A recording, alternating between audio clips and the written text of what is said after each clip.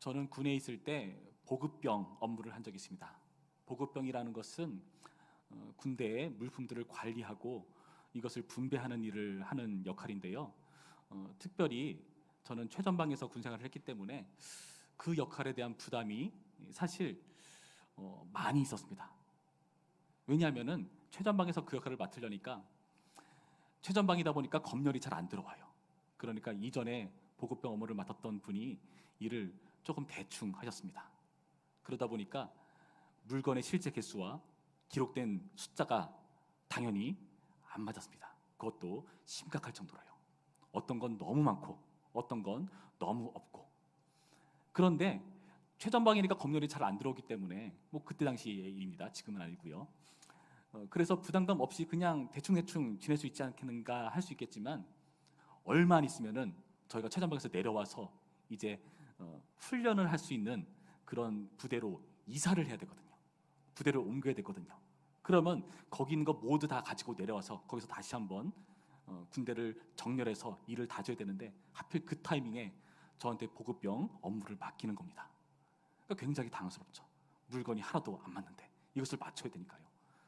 그래서 보호관님과 굉장히 고민하면서 일들을 처리했었던 고생했던 기억이 있습니다. 만약에 모든 것이 잘 갖춰진 상태로 숫자가 딱딱 맞은 상태로 그 업무를 제가 인수인계 받았다면 마음의 부담감이 훨씬 덜 했을 것입니다. 그래서 지금 나는 이렇게 힘들게 일을 하지만 다른 일들은 이래서는 안 될 텐데 정말 깨끗한 도화지에서 새롭게 그림을 그리듯이 정말 깔끔하고 안전하게 일을 시작하고 싶은데 하는 마음이 있었는데요. 그런데 군을 제대하고 점점 인생을 경험하다 보니까 그런 일은 잘 없더라고요. 0에서부터 시작하거나 깨끗한 데서 시작하는 때는 거의 없었습니다. 오히려 마이너스에서 시작하는 일들이 대부분이더라고요. 그래서 어떤 일을 맡을 때마다 뭔가를 하려 할 때마다 힘들고 어려웠던 기억들이 많이 있었습니다. 여러분도 동일하시리라 생각합니다. 여러분께서 부딪히시는 수많은 인생 경험들을 돌아보셨을 때 정말 깨끗한 도화지에서 그림을 새로 그리는 그런 설레임으로 시작했던 일들이 얼마나 되십니까? 대부분 마이너스에서 시작하지 않습니까? 실제로 겪어보니 나의 기대와 달리 정말 곤란한 지경에서 시작해야 되는 그런 어려운 상황들, 결혼이나 직장이나 관계나 그 모든 부분에서 이런 일들은 우리 가운데 비일비재하게 일어나고 있는 법입니다. 그런데 그런 과정 속에서 정말 우리를 얄밉게 하는 사람들이 있죠. 0에서 시작하는 것도 아니고 플러스에서 시작하는 것처럼 보이는 사람들이 있거든요. 저 사람은 어떻게 저렇게 좋은 조건을 갖추고 태어났을까? 좋은 부부를 만났을까? 어떻게 저렇게 건강할까? 시간이 저렇게 많을까? 등등 여러 가지 부러움을 사는 그런 인물들이 우리 눈엔 탐탁치 않게 보이기도 합니다. 우리가 오늘 읽은 본문에서도 완벽해 보이는 사람을 보여주고 있습니다. 이 사람은 바로 욥이라고 하는 사람인데요. 이 욥은요, 하나님께서 자랑하시는 사람이거든요. 하루는 사탄이 하나 앞에 옵니다. 그 사탄이 여기저기 두루 돌아다녔다라고 말을 하죠. 그러니까 하나님께서 뭐라고 말씀하시는가? 너 여기저기 둘러봤다고? 여기저기 다녀봤다고? 그럼 너 그 사람 알겠구나. 너 욥 알지? 욥을 봤지? 그런 식으로 하나님께서 말을 꺼내고 계십니다. 어떻게 말하고 있는가? 8절 말씀 이렇게 되어 있습니다. 여호와께서 사탄에게 이르시되 내가 내 종 욥을 주야여 보았느냐? 그와 같이 온전하고 정직하여 하나님을 경외하며 악에서 떠난 자는 세상에 없느니라. 수식어가 기가 막히죠. 온전하고 정직하여 하나님을 경외하며 악에서 떠난 자는 세상에 없다. 여러 사람 중에 하나가 아니라 유일무이한 존재의 신앙인으로 지금 소개하고 있다는 것입니다. 하나님께서 이렇게 자신만만해 하시면서 세상에 이렇게 대단한 신앙인은 없어 라고 말씀하시면서 자랑하고 계시다는 것이죠. 그런데 더 대단한 건 뭔지 아십니까? 1절의 표현에 의하면 이 욥이라는 사람이 어디 사람인가를 보여주고 있는데요, 바로 우스 땅에 있는 사람이라고 표현하죠. 우스 땅에 있는 사람이라고 하면은 사실 이방인입니다.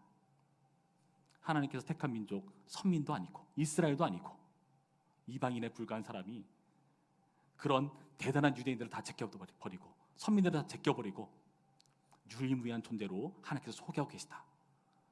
엄청난 자랑 아닙니까? 그런 이방인의 한계 또한 극복하면서 유일무이한 신앙인으로 하나님께 눈도장을 찍은 인물이 바로 욥이라는 것입니다.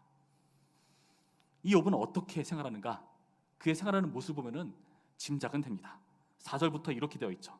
그의 아들들이 자기 생일에 각각 자기의 집에서 잔치를 베풀고 그의 누이 3명도 청하여 함께 먹고 마시더라. 그들이 차례대로 잔치를 끝내면 욥이 그들을 불러다가 성결하게 하되 아침에 일어나서 그들의 명수대로 번제를 드렸을 때 이는 욥이 말하기를 혹시 내 아들들이 죄를 범하여 마음으로 하나님을 욕되게 하였을까 함이라. 욥의 행위가 항상 이러하였더라. 자신뿐만 아니라 자기의 아들까지도 그들의 신앙까지도 이렇게 잘 돌보면서 항상 선결을 유지하는 모습, 대단하지 않습니까? 이렇게 대단한 유일무이한 존재로 하나님은 욥을 사탄에게 자랑하고 있는 것입니다. 이에 대해서 사탄이 뭐라고 할까요? 사탄은 딴지를 겁니다. 하나님께서 욥을 그의 완벽한 신앙을 근거로 자랑하고 있는데 사탄은 다르게 장담을 합니다. 그의 완벽한 신앙을 근거로 자랑하십니까? 그것은 그의 완벽한 조건 때문에 그런 겁니다. 사탄은 무엇이라고 말하는가? 9절부터 볼까요? 이렇게 되어 있죠. 사탄이 여호와께 대답하여 이르되 욥이 어찌 까닭 없이 하나님을 경외하리이까? 주께서 그와 그의 집과 그의 모든 소유물을 울타리로 두르신 때문이 아니니까? 주께서 그의 손으로 하는 바를 복되게 하사 그의 소유물이 땅에 넘치게 하셨음이니이다. 무슨 말이죠? 욥은 하나님께서 주신 게 많지 않습니까? 그는 조건이 충분한 사람 아닙니까? 그래서 그렇게 하나님을 섬길 수 있는 것 아니겠습니까? 지금 사탄은 욥이 가진 완벽한 조건을 근거로 하나님을 경외하는 것이라고 말하고 있습니다.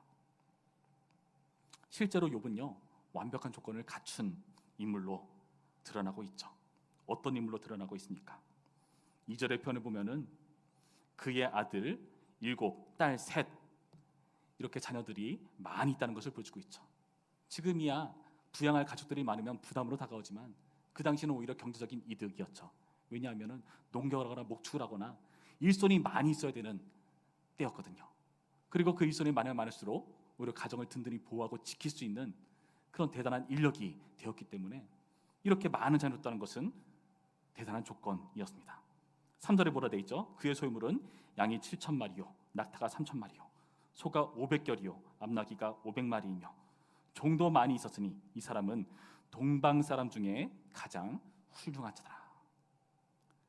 동방에서 가장 훌륭한 자다라고 말하는 이유가 그가 가진 많은 소유물 때문이라고 밝혀주고 있습니다. 어떠십니까 여러분? 대단한 조건 아닙니까? 사탄이 딴지를 거는 것처럼 우리도 사실 하나님께 딴지를 거고 싶을 때가 있습니다. 하나님, 제 상황 아시잖아요.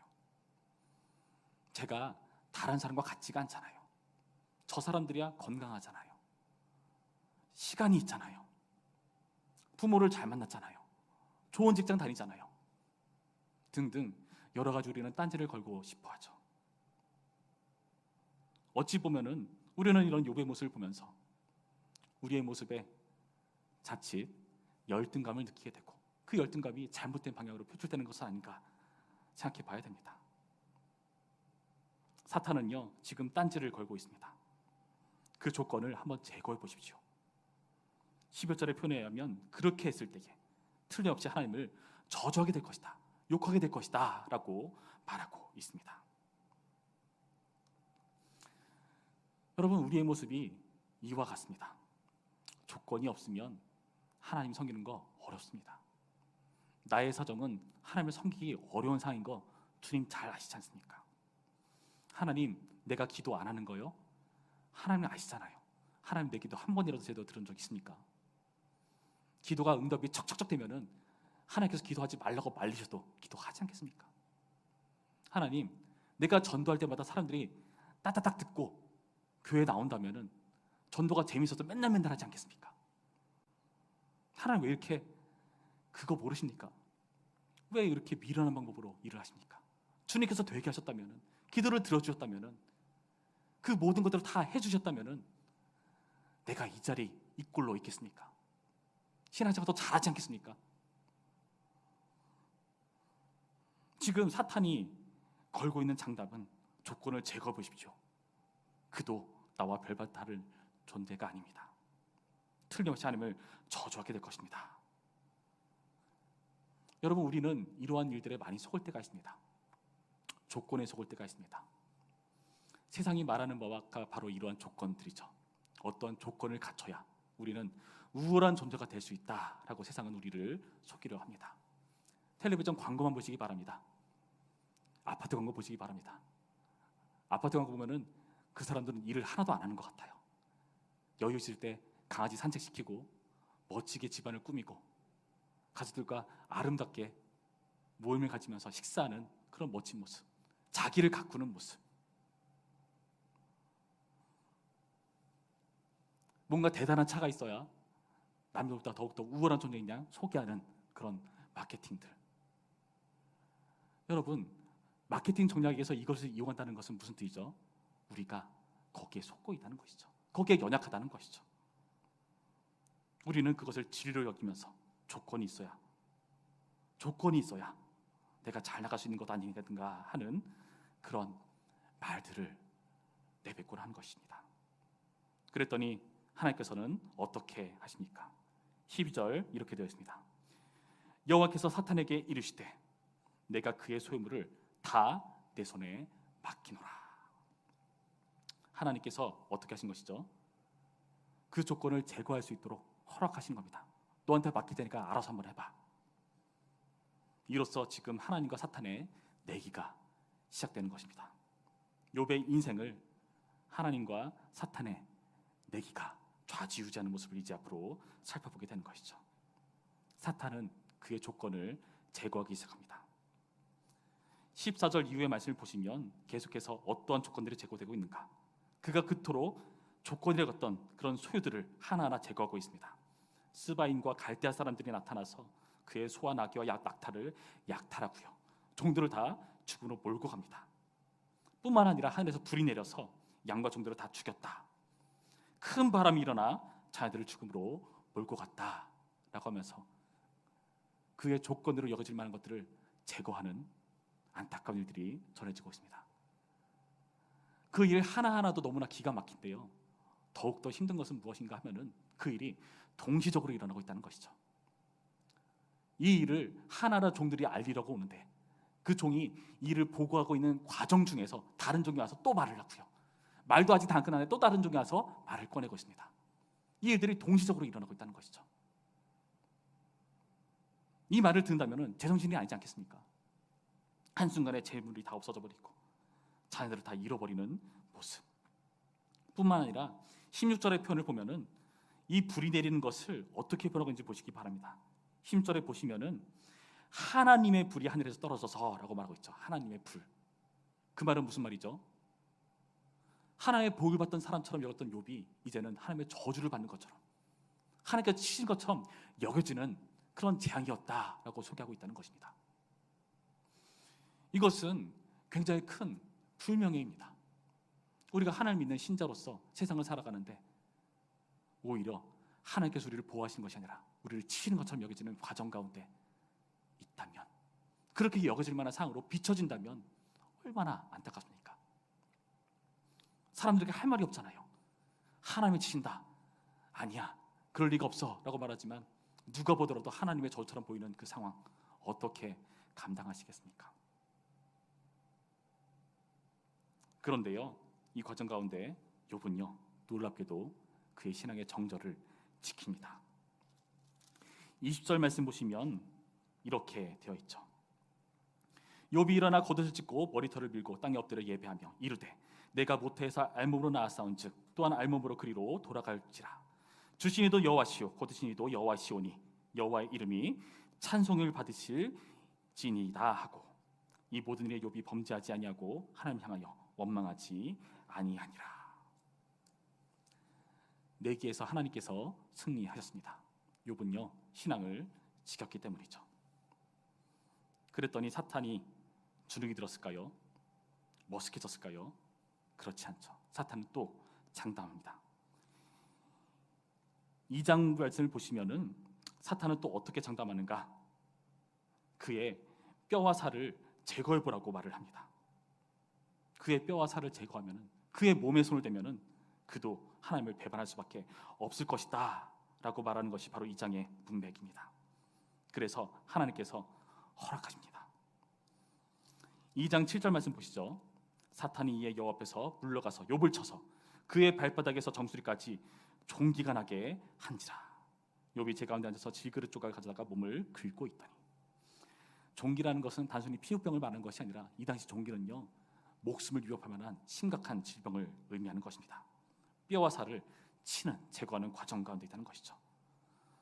뿐만 아니라 창세기의 표현에 의하면 그의 뼈 중의 뼈, 살 중의 살인 아내 또한 그를 괴롭히는 악담을 퍼붓습니다. 2장 9절, 그의 아내가 그에게 이르되 당신이 그래도 자기의 온전함을 굳게 지키느냐? 하나님을 욕하고 죽으라. 뼈와 살이 제거되는 고통을 욥은 겪습니다. 욥은 어떻게 하죠? 또 그의 신앙의 정절을 지킵니다. 10절 말씀, 그가 이르되 그대의 말이 한 어리석은 여자의 말 같도다. 우리가 하나님께 복을 받았은즉 화도 받지 아니하겠느냐 하고 이 모든 일에 욥이 입술로 범죄하지 아니하니라. 끝났을까요? 내기는 계속됩니다. 나중에 이 욥에게 3명의 친구가 찾아오죠. 그 친구가 와서 욥을 위로해준다고 찾아왔는데 일주일쯤 지나고 나서 엘리바스라는 친구를 필두로 해서 계속해서 욥을 괴롭게 만듭니다. 한바탕 썰전이 펼쳐지죠. 그 내용은 네가 과연 의인이냐? 너 의인 맞냐? 하나님이 인정하시는 의인이 정말 맞느냐라는 것으로 계속해서 괴로운 논쟁이 이어지는 것입니다. 여러분, 이쯤 되면은 너무나 괴로우지 않습니까? 어떠십니까? 센통이십니까? 조건 좋아 보이는데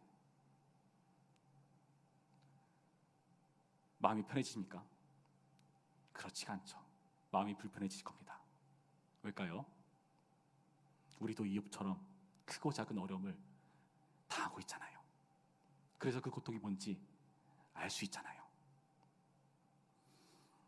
로마서의 표현에 의하면 하나님께서는 우리를 뭐라고 말씀하시지 아십니까?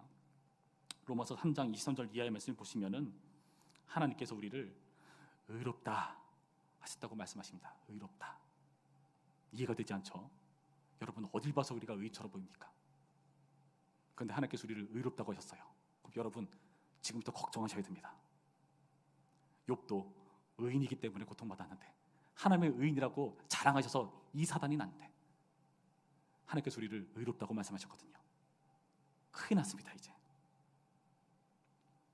신자의 인생이 어찌 보면 너무한 하나님의 내기처럼 보일 때가 있습니다.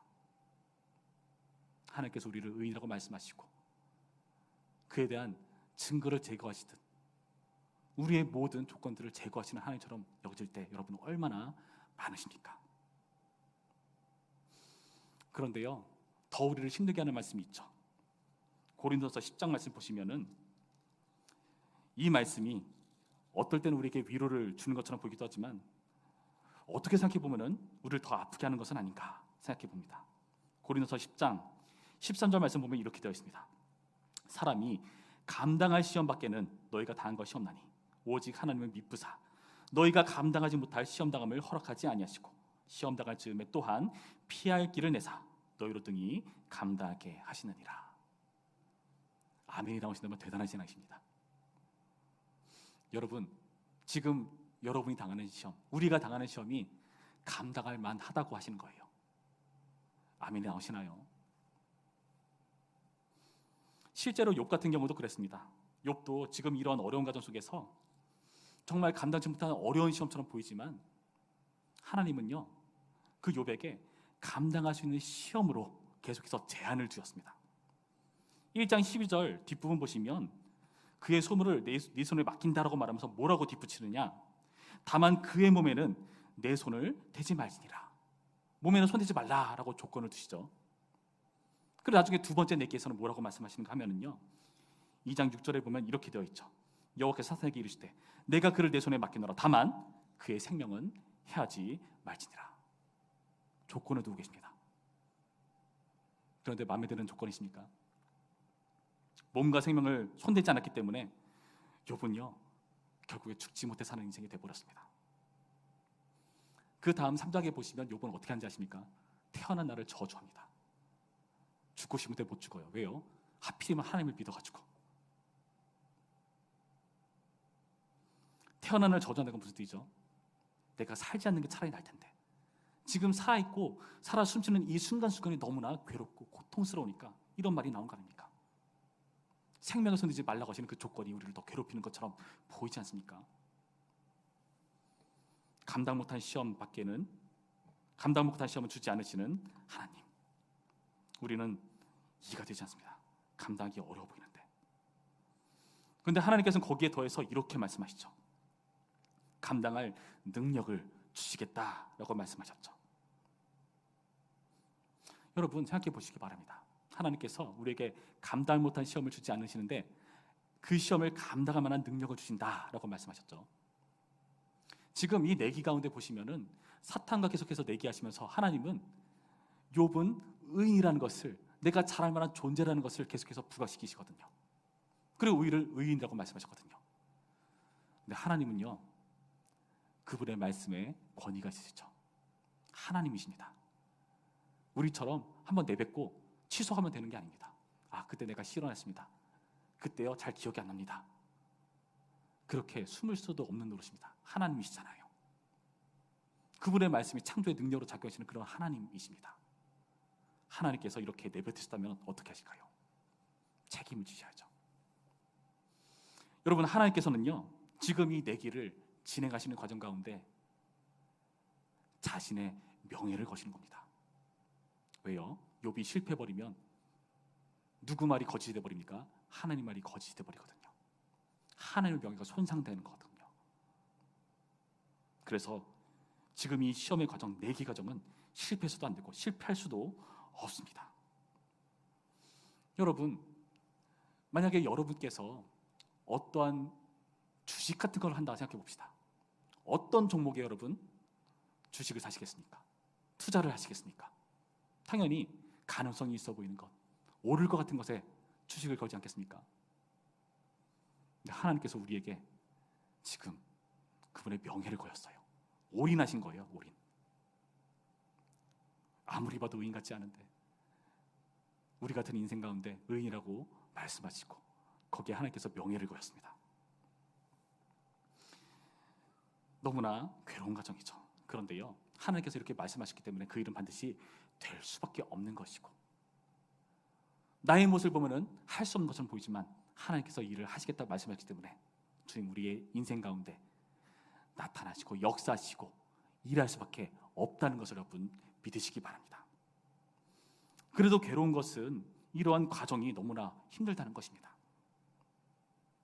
그런데요 이런 욥의 어려운 과정을 통해서 욥은요 이전보다 더 높은 차원의 신앙을 드러내기 시작합니다.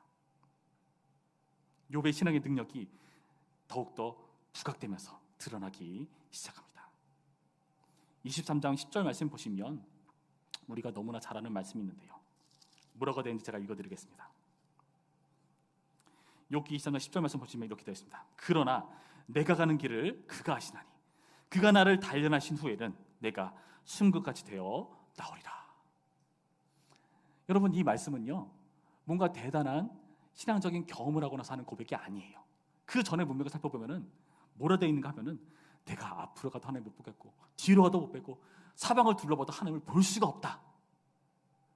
하나님의 흔적을 찾을 수가 없다. 내 인생 가운데 전혀 개입하지 않는 것처럼 보인다. 그런데 그분께서 나를 단련하신다. 지금 이렇게 고백이 나오고 있다는 겁니다. 여러분, 그렇다면요 우리의 인생 가운데 하나님께서 의인이라고 장담을 하시고 우리의 인생 가운데 이런 어려운 내기를 해내시는 하나님께서 우리의 이 신앙을 할 수 있도록 도우시는 분이시라는 사실을 여러분 믿으시기 바랍니다. 여러분, 생각해 보시기 바랍니다. 인생을 살아오시면서 그동안의 과거들을 돌아보시기 바라요. 크고 작은 어려움들 있어 왔죠. 그런데요 어떻게 다 지나왔습니다. 물론 지금 생각해봐도 그때 그거 어떻게 생각했지? 정말 말도 안 되는 사건이었는데 싶은 사건도 있을 것입니다. 그런데 어떻게 보면은 그때는 정말 힘들었는데 지금은 생각해 보면은 지금 그 정도 차원의 고난은 아무것도 아닐 것 같은데 싶은 것 있지 않으십니까? 무슨 뜻이죠? 우리가 자랐다는 뜻입니다. 성장했다는 뜻입니다. 이런 고난의 과정을 통해서 우리가 성장하는 것이죠. 이런 고난의 과정을 통해서 믿음의 고백이 나옵니다. 믿음의 고백은요, 빤히 보이는 것 가지고 그 선하는 것으로 믿음을 하지 않습니다. 하나님 나 인생 가운데 역사하신 것 보면은요, 누구나 다 그 고백 못하겠습니까? 다 하죠. 하나님 내 인생 가운데 역사하신다. 필요하시면 돈 주신다. 건강 주신다. 내 기도하면 다 된다. 당연히 할 수 있지 않겠습니까? 근데 그건 믿음이 아니죠. 믿음의 고백은 뭐죠? 보이지 않았을 때, 하나님께서 전혀 역사하지 않는 것처럼 보일 때 하시는 것을 믿음의 고백을 하지 않습니까? 사탄이 큰 소리 못 치도록 하나님께서 우리의 입술에 이 신앙의 고백을 담아내시는 과정 중에 우리가 있는 것입니다. 여러분, 뿐만 아니라 하나님께서 우리를 의인 삼으실 때에 그냥 의인 삼으신 것이 아니죠. 예수 그리스도를 통해서 우리 가운데 의를 선물로 주신 것입니다. 로마서 8장 31절 이하의 말씀을 제가 여러분께 소개해 드리겠습니다. 로마서 8장의 말씀을 보시면은 하나님께서 우리를 의롭다 말씀하시면서 어떠한 능력으로 역사하시는가를 우리 가운데 잘 보여주고 있는데요. 이렇게 되어 있습니다. 로마서 8장 31절, 그런즉 이 일에 대하여 우리가 무슨 말하리요? 만일 하나님이 우리를 위하시면 누가 우리를 대적하리요? 자기 아들을 아끼지 아니하시고 우리 모든 사람을 위하여 내주시니까 어찌 그 아들과 함께 모든 것을 우리에게 주지 아니하겠느냐? 누가 등이 하나님께서 택하신 자들을 고발하리요? 의롭다 하신 이는 하나님이시니 누가 정죄하리요? 죽으실 뿐 아니라 다시 살아나신 이는 그리스도 예수시니 그는 하나님 우편에 계신 자요 우리를 위하여 간구하시는 자시니라. 누가 우리를 그리스도의 사랑에서 끊으리요? 환난이나 곤고나 박해나 기근이나 적신이나 위험이나 칼이라. 기록된 바 우리가 종일 주를 위하여 죽임을 당하게 되며 도살당할 양같이 여김을 받았나이라 함과 같으니라. 그러나 이 모든 일에 우리를 사랑하시는 이로 말미암아 우리가 넉넉히 이기느니라. 내가 확신하노니 사망이나 생명이나 천사들이나 권세자들이나 현재인이나 장래인이나 능력이나 높음이나 기쁨이나 다른 어떤 피조물이라도 우리를 우리 주 그리스도 예수 안에 있는 하나님의 사랑에서 끊을 수 없느니라. 여러분, 우리를 의롭다고 인정하신 하나님께서 감당할 만한 능력을 주셨습니다. 그 능력은요, 예수 그리스도를 통해서 드러나는 능력입니다. 예수님을 주셨다는 것은 무슨 뜻이죠? 자신을 내어주신 것이죠. 자신을 모두 주신 것입니다. 자기 아들을 내어 주님께서 무엇인들 우리에게 주지 못하시겠습니까? 감당할 능력 우리가 주셨고요. 뿐만 아니라 직접 그분께서 몸소 보여주셨습니다. 십자가를 돌파하셔서 생명의 능력으로 부활하시는 그 놀라운 능력을 우리 가운데 본보기로 보여주셨습니다. 여러분, 연예인 중에 몸짱 연예인 중에 김종국 씨라는 분이 있습니다. 미운 오리 새끼에 나오고 계시죠? 그분을 보면요, 몸이 아주 대단하십니다. 엄청난 근육질이고 정말 한두 번 한 운동이 아니라 정말 엄청난 기간 동안 그 몸을 만들어 온 것이 우리는 너무나 쉽게 알 수 있습니다. 근데 어느 날 그분이 운동하는 광경을 영상을 본 적이 있는데요, 저는 조금 어이가 없었습니다.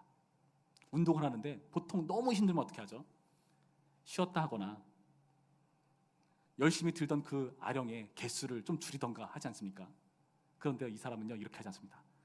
그 한계점에 임했을 때 추임새를 넣는데 뭐라고 하는지 아십니까? 맛있다. 이해가 안 되죠? 힘들고 어려운 그 과정이 왔을 때 맛있다 하면서 운동을 해요. 맛있어 죽겠어 하면서 추임새를 넣어요. 누가 보면 정말 정신 나간 사람처럼 보이지 않습니까?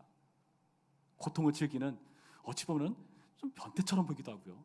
정말 이상한 현상입니다. 그런데요, 왜 그렇게 이해할 수 없는 추임새를 넣을 수가 있게 된 것인가? 그 힘든 그 과정이 도달했을 때 그 어려움이 자신의 근육을 크고 단단하고 우람하게 만드는 것을 알고 있거든요.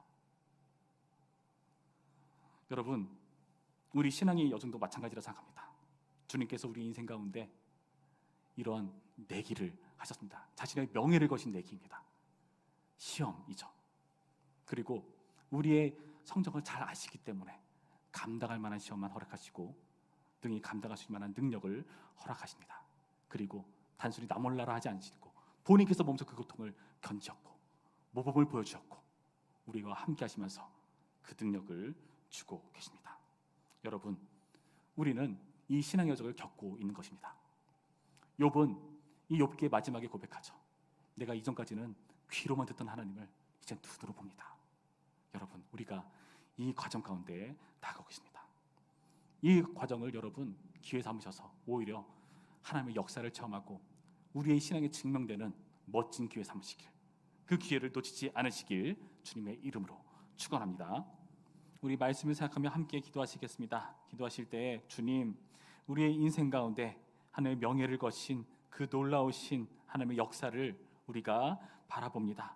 주님, 나의 인생 가운데 늘 어려운 시험거리만 주시는 하나님께 대해서 이전에는 불평했었고 불만했었지만 주님, 그러나 그것이 단순한 시험이 아니라 주님께서 자신의 명예를 거신 시험이라는 것을 우리가 알고 깨달았사오니 주님, 주님의 명예를 드높여 주시옵시고 우리 인생 가운데 반드시 승리할 수 있는 능력을 더하셔서 우리가 주님께 참다운 신앙의 고백을 드릴 수 있는 그런 아름다운 승리자로 살 수 있도록 인도해 달라고 우리 다 함께 기도하시겠습니다. 기도합니다. 우리를 의롭다고 말씀하시고 단순히 말해서 그치는 것이 아니라 우리의 인생 가운데 그 의로움을 증명할 수 있는 시험을 허락하시는 하나님, 넘어지고 실패할 때도 많이 있지만 그때마다 함께 하셔서 다시금 우리를 일으켜 주시고 우리를 책임지시고 우리를 반드시 그 의인의 반열에 이룰 수 있도록 우리와 함께 동행하시는 그 하나님의 손길을 우리가 발견합니다. 하나님, 그 명예를 어찌 우리 같은 존재에게 거셨습니까? 어찌하여 우리 같은 존재를 책임지시고 우리를 위해서 아들을 바치기까지 같이 여겼습니까? 그 하나님께 감사하며 우리가 우리에게 처해진 위기들을 기회로 삼을 줄 아는 승리하는 삶을 밟아나가기로 다짐하고 헌신하는 신앙이 될 수 있도록 도우시고 역사하여 주시옵소서. 예수님의 이름으로 기도드렸습니다. 아멘.